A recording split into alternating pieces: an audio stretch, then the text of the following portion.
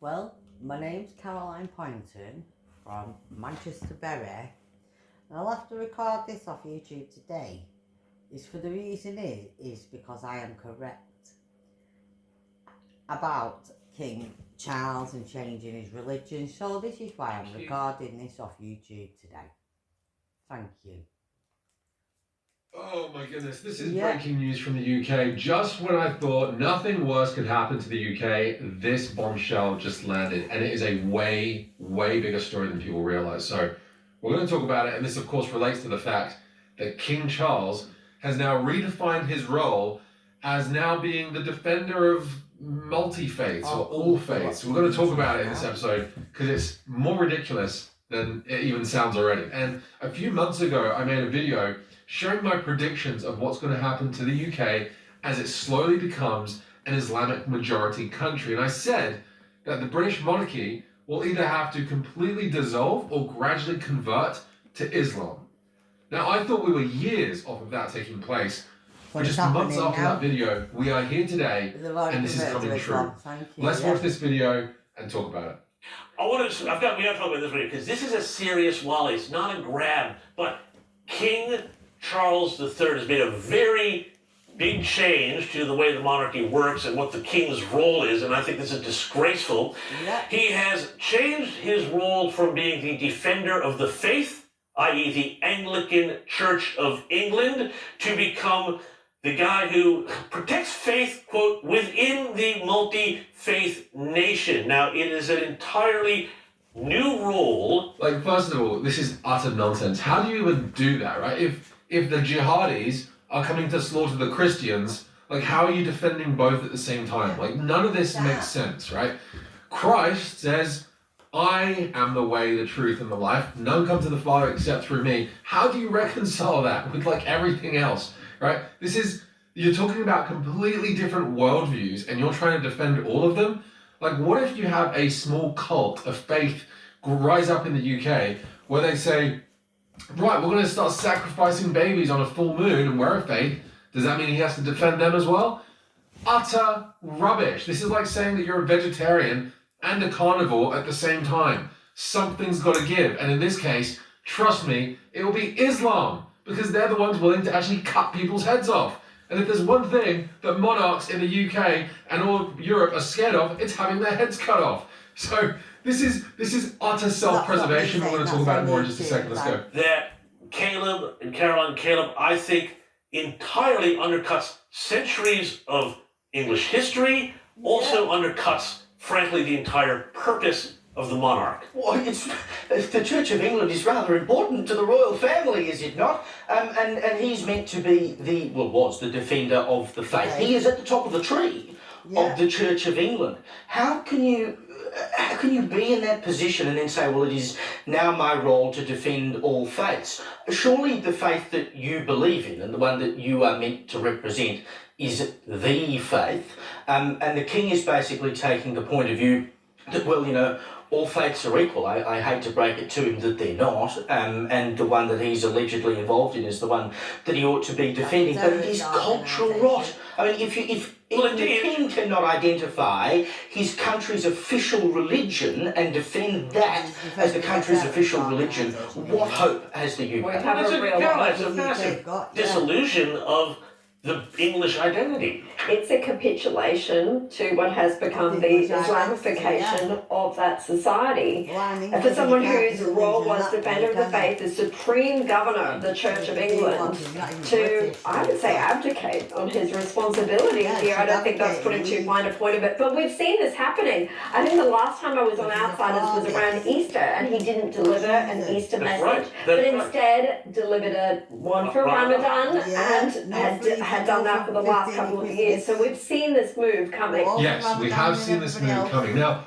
listen, the UK has a complicated history, and if you don't understand this, let me take like 10 seconds to explain why it is that the head of the Church of England is also the king.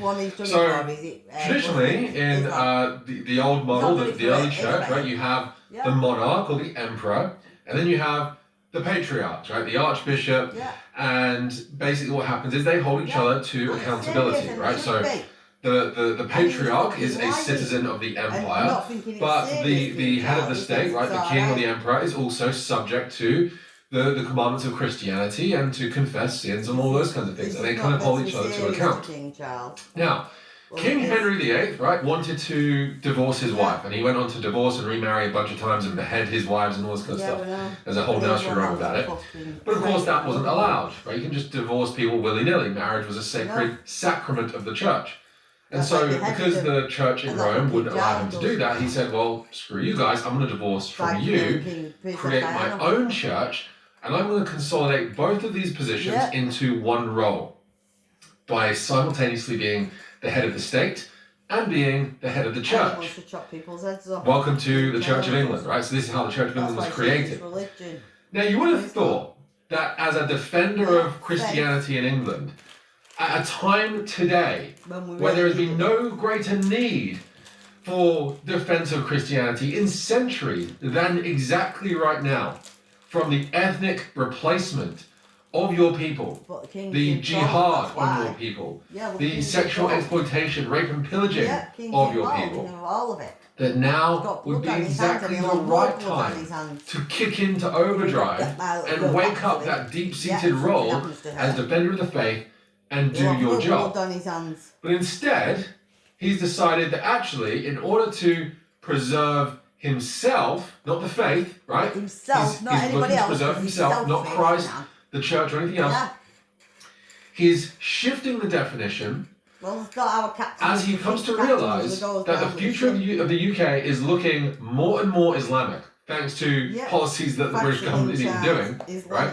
And so because the UK is forecast to have a minority white population by 2063, where many cities across the UK are already 40%, 30% Islamic, in order to safeguard the royal family into the future, protect their own wealth and position and status, he is moving in the direction of first becoming a defender of multi-faiths, until eventually it'll only be the dominance of one faith, Islam, in the country, at which point they can convert the royal family, becoming an Islamic royal family. An Islamic That's what's happening.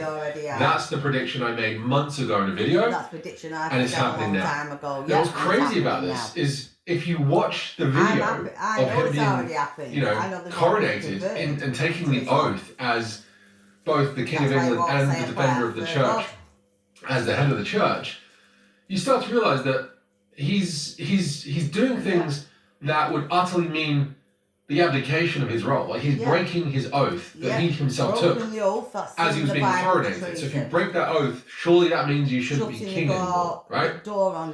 And ever since taking power, he has done basically nothing to promote Christianity. He's doing so much to promote Islam and celebrate Ramadan. You don't do this as a Christian. As a Christian, you don't even light incense in like a Buddhist temple or anything like that. You don't participate in other religions. You just don't do this. You don't. So you don't go into mosques and sit on the floor and eat dates and participate in the prayers or say any of this nonsense. You just don't do it. You can respect anybody else's religion. Again, it's like calling yourself a vegetarian while eating steak. What you're saying, mate. What you're saying. Choose one, right? You can't be the defender of all faiths. This is nonsense, postmodern slop. You can't do that. And what's sad about all of this, as I said earlier, is that there hasn't been a greater time to defend Christianity than exactly now. Especially in the UK. This is a time for the king to come out swinging and say, right, I am in power. I have all the reins of power in my hand. The Houses of Parliament, that's my government. The police, the military, they swear an oath to me. I'm meant to be a defender of the church. I'm meant to be a defender of Christianity in this country. Right? Instead of doing that, right, which is what all of us wish we could do as Christians, right? Defend the church, defend Christians, stop these churches being set on fire, stop the building of all these new mosques, stop these mosques getting all this government funding, stop Islamism taking root in the country and replacing people and enforcing Sharia law and speech codes and blasphemy laws against Allah and Islamophobia bills and all this kind of stuff. Instead of doing that, right, he can actually stop this. He's in the perfect position to do this. This is why he has his position. He's meant to be the guy to defend the country against Islam. He is. My little girl. He is, not YouTubers like me. Well, I'll do it until the day I die. I'm not holding Him. responsible. He's the guy, right? King He Charles actually is has the man I'll be the holding responsible. actual power, the government He's the man power, with the the reins of power to Yeah. do this. Like, that's his job. Mm-hmm. That's his And I'll job. be holding him To responsible. stop the grooming gangs. And he hasn't. Like, once upon a Yeah, time to when you were stop dealing it, with, like, like the he could Viking do for raiders my who little rape girl, and yeah. pillage, right? My You little have girl that needs today her mummy and he could with the be grooming gangs, preventing the it. Islamic grooming gangs. Grooming gangs He's that scandal. guy to stop it. But he's not. That's He's why we all carrying like it kind on of 'cause support the he's royal involved. family and vote for his government and participate I'm in this not whole voting British for him, system in the King UK. Charles or any of them. That's Fucking all, quite literally his job. People have no idea Yeah, I know what his just job's how meant to be, but that's what much he's not King doing. Charles is failing. Failed. Not failing. He has failed. the blood and trauma of sexual violence on his hands. And he'll have my little during girl his blood on his reign. hands if anything happens to her and anybody rapes her or Just anybody think does about this for a minute. anything to her because he should And at resign. this particularly urgent time, when we need a defender of the He's faith 12. very And high up he's in my power little to girl. do this job, he's decided to jump ship. And yeah, he's jumped ship and he's not a captain. Right? Instead of being a soldier for Christ, Yeah, he's a Right? fucking monger. he's turned into just an utter wimp He's a for Mongol, Christ. because he's a Mongol, he's an army. And he's now batting for the other team. English. He's not. He's a fucking not even British. This is He's nonsense. German, Greek. This As is they utter say, Turkish nonsense. and Greek. This is a way bigger deal than people realise. Fucking German. Way bigger deal. Yeah. I just can't believe that this is happening now, within a few months of me making that prediction video. And I made a prediction a long time Because I honestly ago, thought like, we were years away from this. Honestly Honestly shocking. For a long time. Shocking. Please send this video know, to it's coming someone out else who you think will slowly. get it. And I've been shouting King this at Charles for a long could time, do but that's much slowly better. coming out. Way better than this. Yeah, we couldn't. Like I said, like he's got all the reins of power in his hand.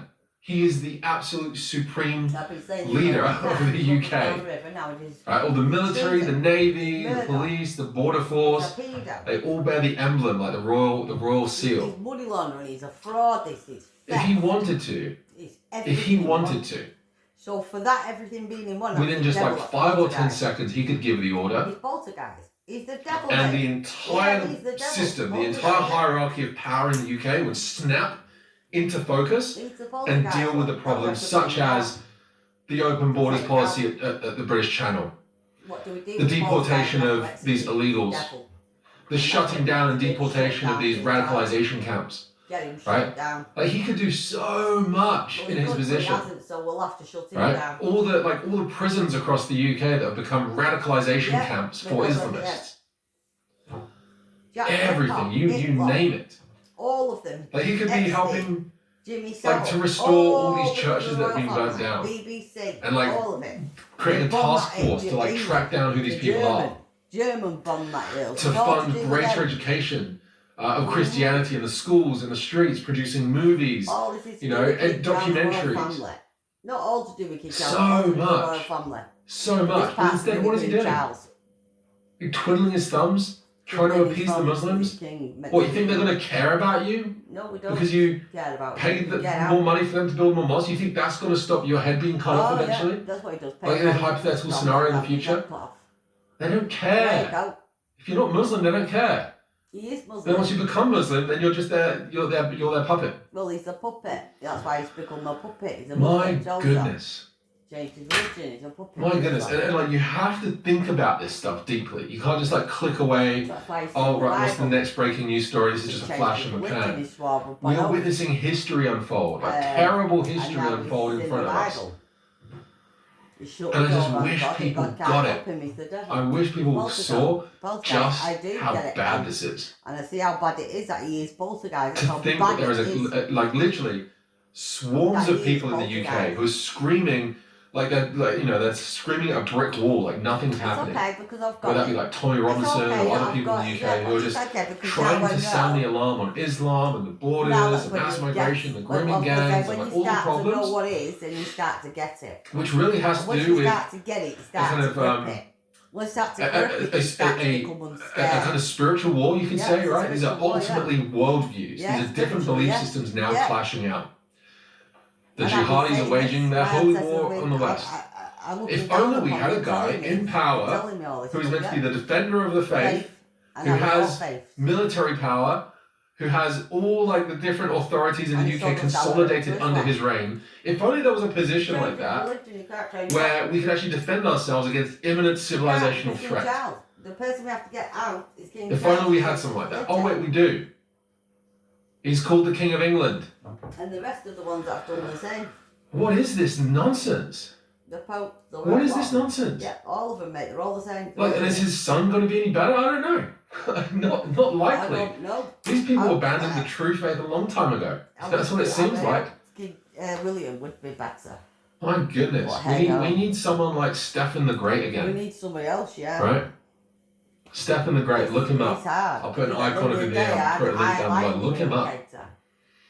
And I'm shame on King Charles. Because what this does, under the guise of like, oh, I'm just trying to be nice, I'm just trying to be inclusive, right? You know, it's good to be nice to everyone. What this does is it just makes the problem worse for the next generation. Exactly. And then it'll get even worse. And then it'll snap. And then it will be bloody and violent. The best way you can prevent future bloodshed is by just keeping order now. I can tell you that Stopping now. things from getting worse now. The devil is the spoil of the war. I'll end my rant now. Thank you for listening. I hope that wasn't too much for you. Of him. But people need to like say it how it is. And this is a huge Even story. though I don't like Meghan. But yeah, please send this video to someone you know. Give it a thumbs up, hype it, comment down below, subscribe to the show if you haven't already. Check out the merch link, and I'll speak to you in the next one. God bless. The freaking Princess Diana for themselves. And the rest of it. And my granddad's. Told you, I'm right. AI. King Charles needs to leave. He does. It is coming out slowly. I'm glad for watching that. It was really good, that. About King Charles. And I'm correct. I'm not going to leave it because I am correct. I don't care. I'm right. And the thing is, I'm right. And I'm going to keep doing it until he leaves. King Charles. Get out. I've had enough of him. I'm sick of it. I know.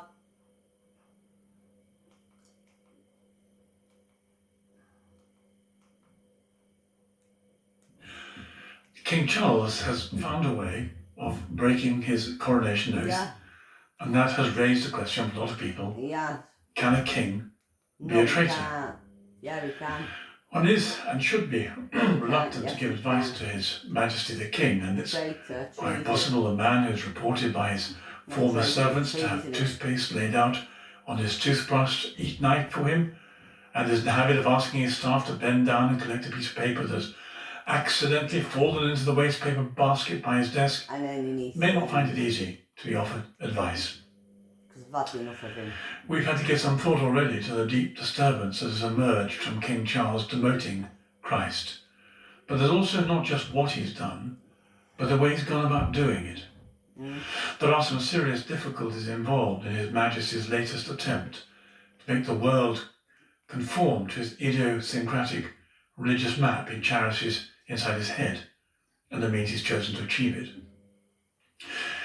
You see, he's not publicly announced he's reneged on his coronation oath.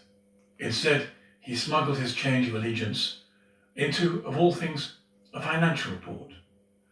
The duties of the monarchy have been covertly changed by means of a few amended lines in the Sovereign Grant Annual Report 25 to 26, published at the time of recording at the end of last week. On the plus side, the incompetent draftsman of last year referred to the King as head of the Church of England and defender of the faith. Well, the first half of this sentence has been amended to the accurate historical title, the technicality of which matters greatly, and so head of the Church of England, which he wasn't, has been replaced by Supreme Governor of the Church of England, which he is, the title his ancestor Henry VIII took to himself. Either way, Catholics will be reminded that the real intention of Henry VIII was to become the anti-pope in these islands, just one of the many anti-popes that Europe threw up during the course of that history. But whatever satisfaction might be gained by those with a well-informed grasp of history, something rather dreadful has taken place at the end of the sentence, smuggled into his accounts, because defender of the faith has been replaced by protector of the space for faith within the multi-faith nation. That's why you can't This get an account. presents a number of serious It's like difficulties. secret. The mangled sentence, full of contradictory concepts, presents a false impression. This is as constitutionally and philosophically problematic as it's wrong and it's muddled. To begin with process rather than content, the Sovereign Grant Annual Report 25 to 26 is not the place to initiate a process of undemocratic, unconstitutional and unwarranted development of the concepts and duties of the monarchy. The fact that it is unmonitored brings us face to face with the second problem, and that is it's in direct conflict and confrontation with the coronation oath. And that raises a question of to whom is the king accountable? He is, of course, accountable to Parliament. Not many people know that, but that's the history, as the events of 1688 made clear. Indeed, the House of Windsor depends upon the invitation of Parliament on the strict terms that it fulfills two central requirements. The first is to be a Protestant, and the other is to defend the Protestant faith. And he hasn't done any of that. The abandonment of the role of defender of the faith, which was granted by Parliament to the King, which is a confessing role with precise theological and constitutional ingredients, and its replacement with protector of the space for faith within a multi-faith nation, is a very serious one. Yeah. Abandoning the specific role the king bound himself to by oath in order to take up a different role is no small matter. No, it's not. Now, opinion may differ as to whether given to the role public he's or carved out for anything, himself or to has act any real existence or or not. anything. You cannot do that. It's not allowed. That's In which serious. case, if it does have existence, it's a threat It to does his have constitutional existence, role. yeah. Or if it has no It's existence changed beyond his his imagination, religion. it constitutes no So threat, he's but a just a threat labyrinth of confusion. to the country and the fucking wrong. So is the multi-faith space a myth? To anyone with the simplest understanding of the history of religions, it must be clear that whatever elements of overlap there are, and there are many, between religions, they distinguish themselves by being in conflict with each other. This conflict may not be very deep in some. For example, the arena of overlap between Buddhism and Judaism is one with little history of mutual distinction and little antipathy.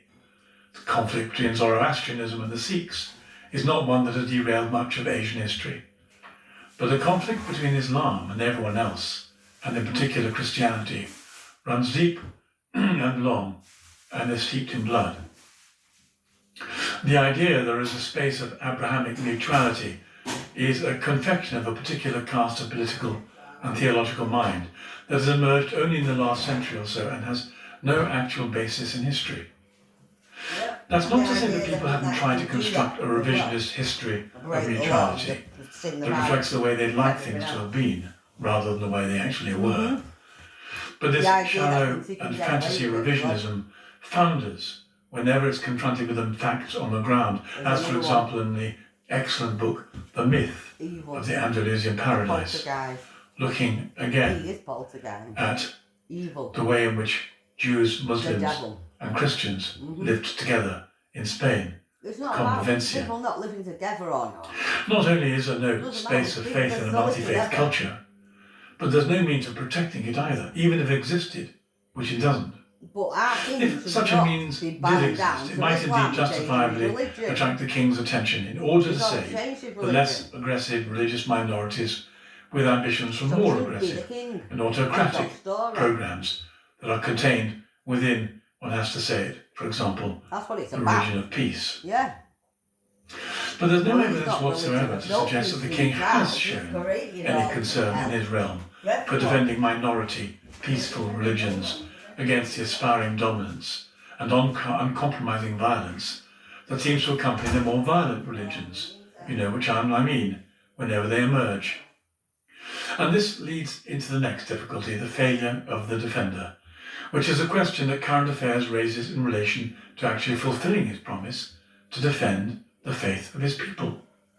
Because in a country where two-tier policing has become normative and notorious, the faith that the king swore to defend is finding its own space badly threatened, both by an aggressive, secular, left-wing government on the one hand, which is willing to endorse police arresting faithful Christians for loitering on the streets anywhere near an abortion clinic for the thought crime otherwise known as prayer, or for the muscular violence inflicted, for example, at Speaker's Corner by, let's call them knife-wielding theocrats, attempting the murder of converts to Christianity, or attempting to witness to Jesus in the public space, about 1.5 miles from the King's palace.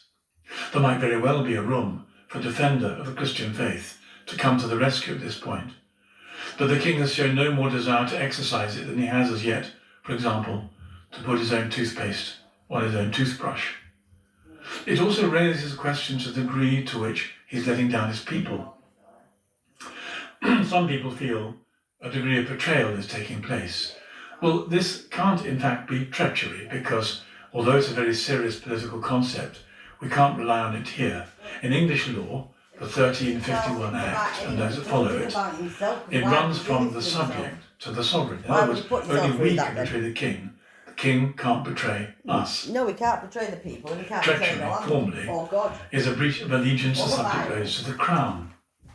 The king can't betray the state in that sense because he's the terminus of the allegiance, not its bearer.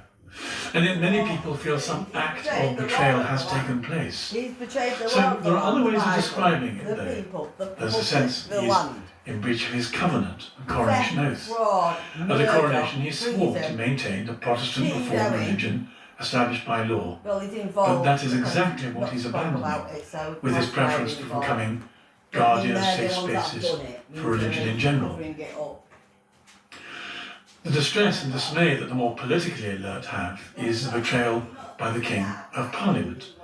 This has in fact happened before with disastrous consequences for the monarchy, so perhaps the King should be a bit more careful. In 1688, James II sought to alter the religious settlement by personal and executive instrument rather than by Parliament. The Bill of Rights in 1689 abolished precisely that pretended power. This took place, however, after Parliament got rid of the King in question, since Parliament was not willing to accept this level of subversion. There's an emerging sense he's betrayed the unwritten constitution by the process he's adopted. For lawyers and historians, the act of betrayal has a technical name named detournement. This is a technical and an exact public law offence, describing the exercising of a legal administrative power for an end other than the one it was given. So the sovereign grant report exists to be fiscally accountable. Loading it with a constitutional theological redefinition is using the instrument against its proper purpose. Those with an acute sense of constitutional propriety might see the act of betrayal in terms of the impropriety of smuggling in a constitutional change using a parliamentary vehicle whose scrutiny lens is about value for money under the eye of the National Audit Office and the Public Accounts Committee, which has no remit to scrutinise or even understand the religious duties the coronation oath embodies. Then there's a straightforward and simple sense that the King is accountable to his people. He is after all accountable to Parliament, and Parliament's accountable to the people, and the people have not been consulted about the massaging this coronation oath into oblivion in order to fulfil the personal predilection of the monarch's private religious map. We find ourselves in the world of the language of broken faith. The Christian world has words for breaking faith, which have long and historic roots. There is the active perfidia, which is about the breaking of faith itself, only too apt for a discussion about the integrity of the title Defensor Fidei, Defender of the Faith. There are other solemn and rather shameful words. There's recreancy. What's a recreant? Well, it comes from re credere, to yield one's pledge, to recant one's belief, to surrender in trial by combat, to confess oneself beaten. The recreant knight might throw down his sword and forsake his cause because he's frightened. The word fuses cowardice, faithlessness, and combat. A defender who yields quietly is, with etymological exactness, a recreant. There'll be those who care about making oaths, and they think that Charles then is forsworn. He's been false to his sworn word, his coronation oath, and the faith he pledged there. And if you want to push the sense of outrage and betrayal a little further, one comes to the point of using the word abdication. Abdication, yeah. Not yet abdication of the throne, at least, but certainly abdication of duty. He abdicates the office, its defining trust, while retaining unworthily its dignity. The irony writes itself. He will not abdicate the crown, only the duties the crown was there to defend. Abandoning the defence of faith evokes another word that matters to Christians, and it's apostasy. He may only be renouncing Christ by implication rather than openly, but he is following out his office as king. It is at the very least a kind of constitutional apostasy, although it might be full-blown religious apostasy as well. That is what renouncing Christ actually is, for one who is publicly committed to his cause. So the final question, will this smuggling of new terminology into public accounts doctrine upset Parliament? Well, the answer is probably not very much. It no longer cares about the Christian faith, or its Protestant variant. It does care about taxes, of course, and this was a fiscal report, and political opinions, but not faith in Christ, unless it is unwisely expressed outside an abortion clinic. But there's one more nail in his allegiance to Christianity and his responsibility as Supreme Governor of the Church of England. It will offend some Anglicans and all other Christians who take their faith seriously. Just at the very moment when faith in this country is under the greatest pressure from the political progressive left, or we might call William would censorship, the theocratic right, let the reader understand. And Christians are being Well, yeah, but King William's under pressure because of King Charles, and the only thing we have to hope to God is that William has not changed his religion before he swears upon oath.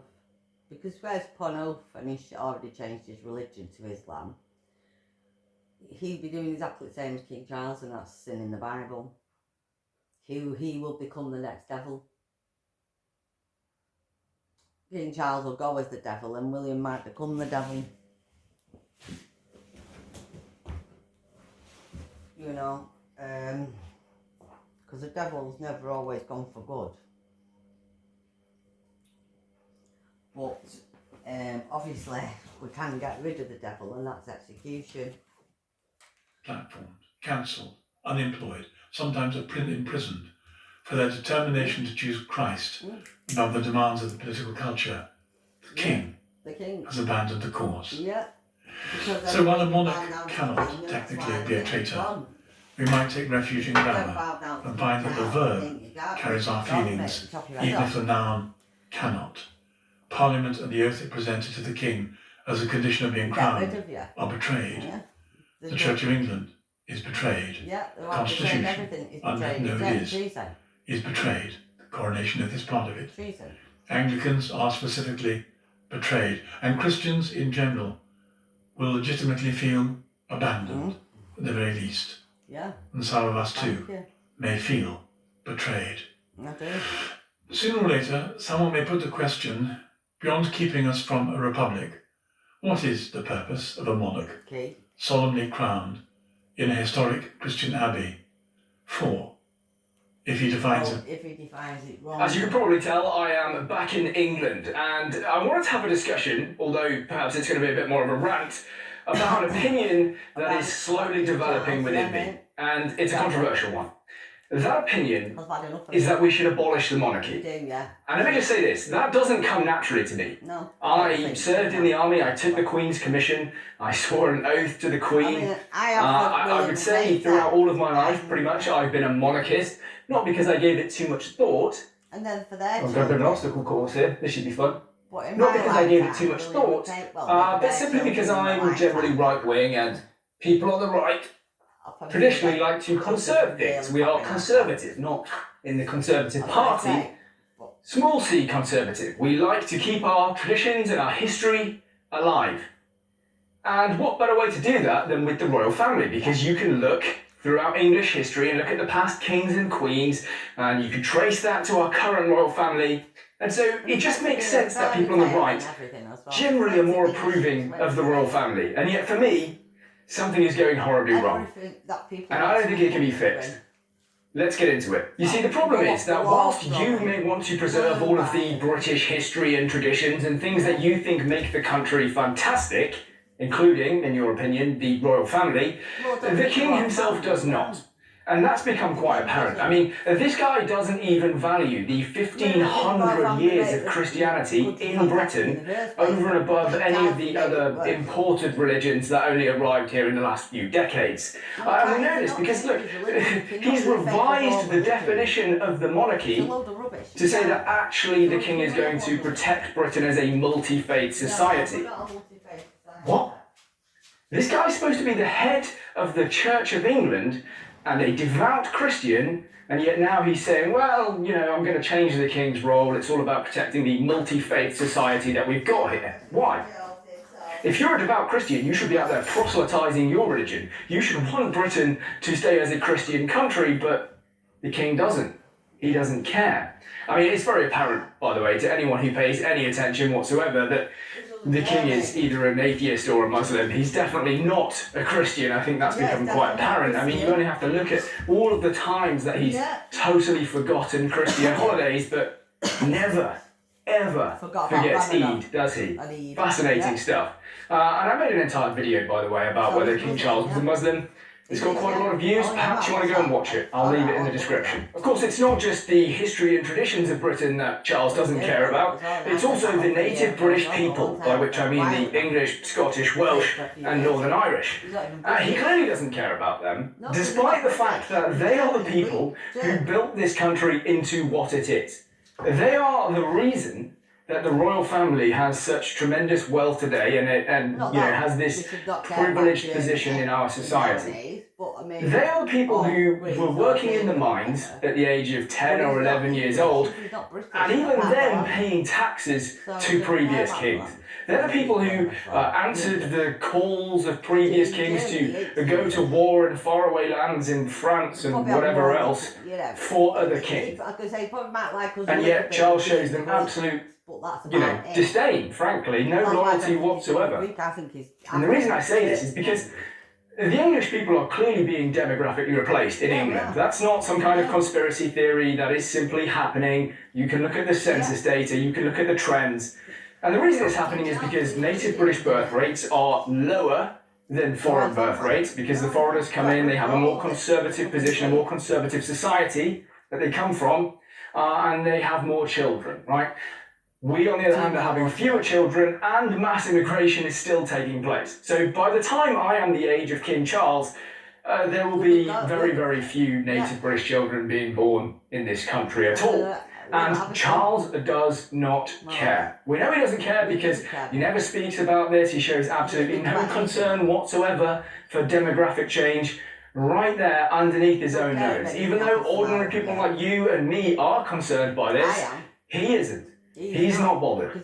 He is completely unaffected in his everyday life by anything that's happening in this country. The changes that we're seeing, that we'll have to live with, the consequences that we have to suffer, he does not. He lives in palaces, he's had security for his entire life, he's had a completely charmed life, very, very protected, completely insulated, of course, because he was the crown prince.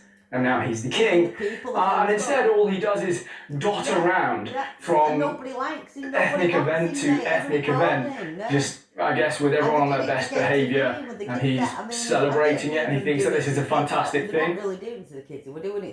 Great. So the English people who made the royal family into what they are just get completely destroyed in their own homeland, and of course eventually that's going to catch up to the royal family, of course it is, but in the meantime it's just completely oblivious and allowing it to happen. If anything, I would say encouraging it. The point I'm trying to get at is this: if you show no love or loyalty to me and my people, then why would I want you to continue existing and having this privileged space in our society? I simply don't. I see no reason why I would want the monarchy to remain if they are completely opposed to my interest and the interests of my people. I didn't actually realise that the dog was just sat there and she wasn't following me. The problem is it's quite warm and she's being a bit lazy. She also knows the route that I'm going to walk, she knows the way to get home, and so she knows that ultimately I'm going to turn around and walk back. So she's decided, well, I'll just stay here and wait for him. Come on, lazy. The government deal with it. Hey, stop the boat. Stop people coming in. That's not right. You're so lazy.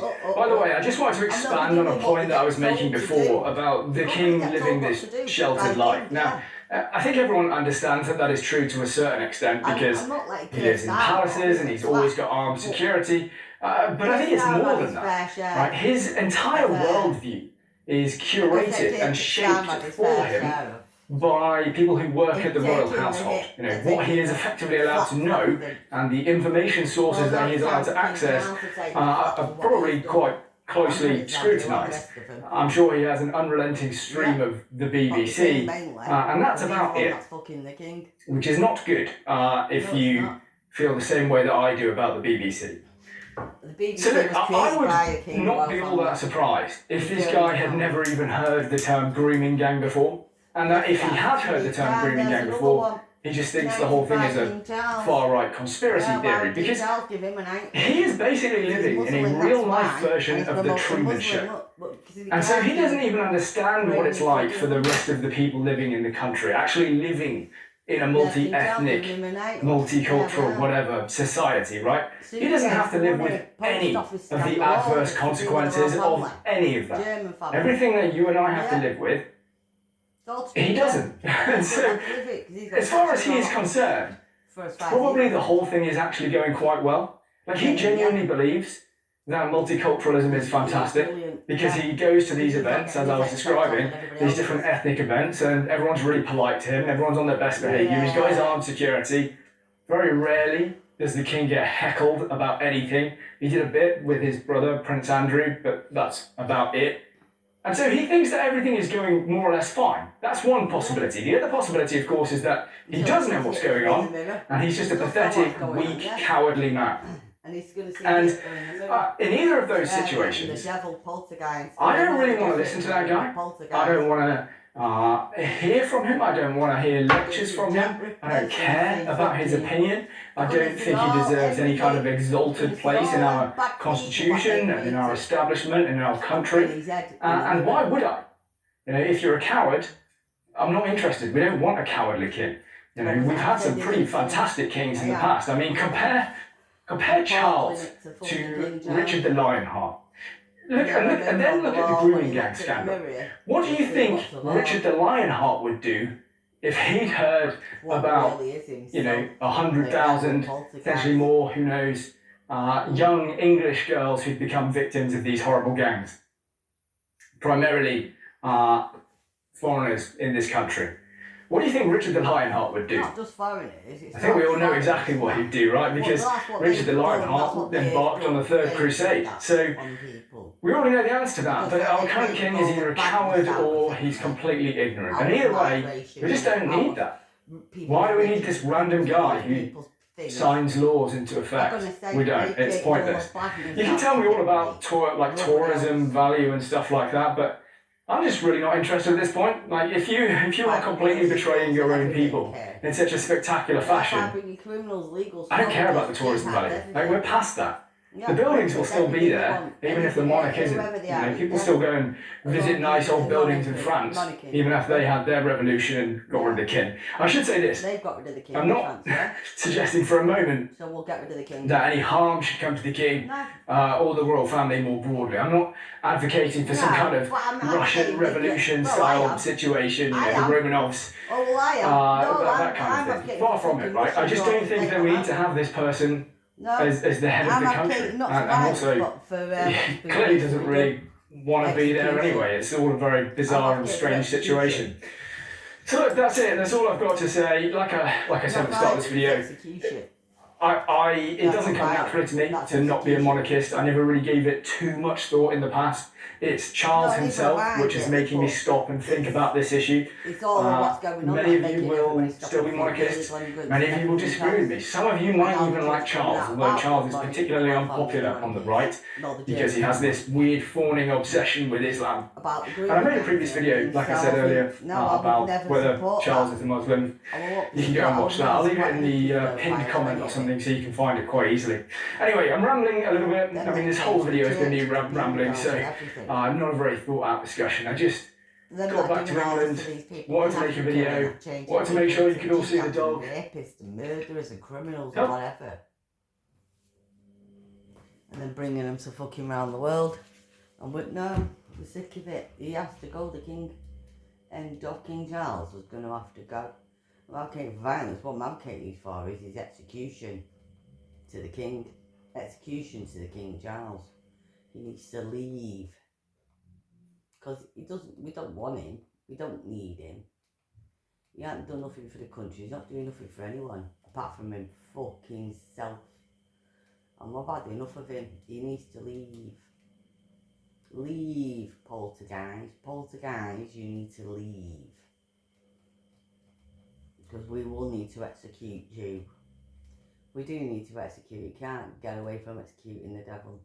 There's a new horror in the headlines in Britain every single day. I thought we'd open with just a couple that have happened in the last few days, and then get on to the time-worn truth that for every action there is an equal and opposite reaction. And that means in modern Britain, or the UK, as even now our friends have cottoned on to, that means as things get more violent and volatile, there are members of the native population who are inspired by this febrility to respond with violence in kind. And we have to say at the start, don't do this, don't ruin your own life, don't ruin any political projects that have a prospect of reversing the problem wholesale.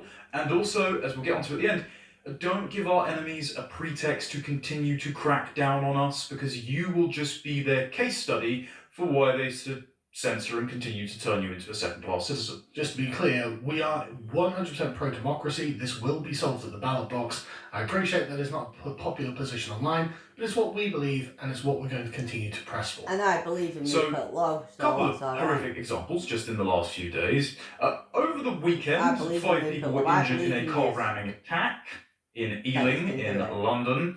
None of the injuries were life-threatening, fortunately. The Metropolitan Police say a 34-year-old Somalian-born driver fled the scene but was stopped in nearby Grange Park a short time later. This was reported as a Somalian British man. I hate the framing as well. After a car hit several people. Well, after a man drove into someone. I mean, I've got criticisation of people like Alex Phillips, separating him from the car. Oh, I had no the idea reason is why I've got criticisation been to Alex arrested Phillips because on she's a suspicion witch. of dangerous driving and attempted murder, so I'm sure we'll find out what this GDP generator was doing in our country in due course. Another horrific example. This one's particularly harrowing. A man, according to the BBC, has been accused of raping and murdering his 2-year-old daughter. Now, his daughter. Again, this is not one of the frequent crimes that we see, like the Rooney gangs of Henry Novak, where it's one of theirs against one of ours, but it's still horrific nonetheless. Like this is a child whose life has been ended. Kevin Pergine, who is a French national born in the Central African Republic. There should be no people from the Central African Republic in France, but or in Britain. White. His 2-year-old daughter. His 2-year-old daughter, Asia Kurgine, was found in a property in Surrey. He appeared at Guildford Crown Court via video link from HMP Wandsworth and had to speak via an interpreter.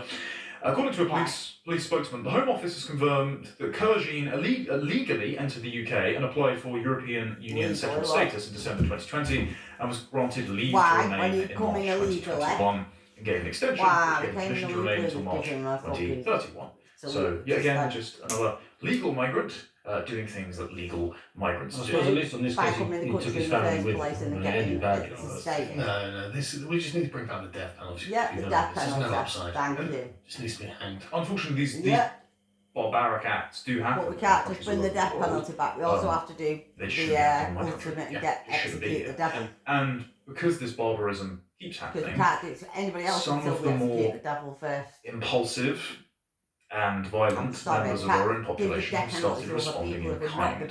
And so last week, there was a man who was going around Edinburgh, shirtless, attacking properties, who stabbed multiple people, none of them fatal, so fortunately. German family.